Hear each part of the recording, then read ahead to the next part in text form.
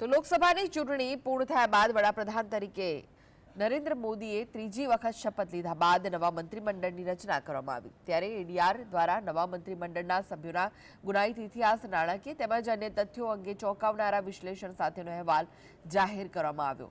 અહેવાલ મુજબ નવા મંત્રીમંડળમાં સમાવિષ્ટ 71માંથી 28 મંત્રીઓ ગુનાહિત ઇતિહાસ ધરાવે છે, જેમાંથી 19 મંત્રીઓ ગંભીર ગુનાઓમાં સંડોવાયેલા હોવાનું સામે આવ્યું છે, જેમાંથી 27% મંત્રીઓ સામે હત્યાનો પ્રયાસ, અપહરણ તથા મહિલાઓ સામે અત્યાચારનો કેસ દાખલ કરવામાં આવ્યો છે। તેલંગાણાના કરીમનગરના ભાજપ સાંસદ સંજય કુમાર બંદી સામે 42 કેસ દાખલ થયેલા છે।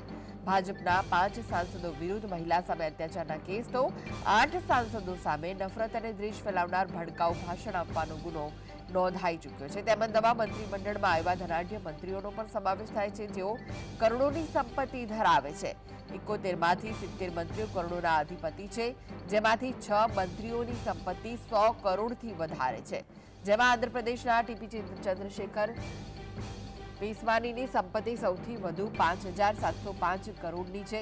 હવે જો અભ્યાસ પર નજર કરીએ તો ઘણા મંત્રીઓએ સ્નાતક સુધીનો અભ્યાસ નથી કર્યો। 11 મંત્રીઓ માત્ર 12 ધોરણ સુધી અભ્યાસ કર્યો છે, જ્યારે 57 મંત્રીઓ સ્નાતક તથા અનુસ્નાતક સુધીની ડિગ્રી ધરાવે છે।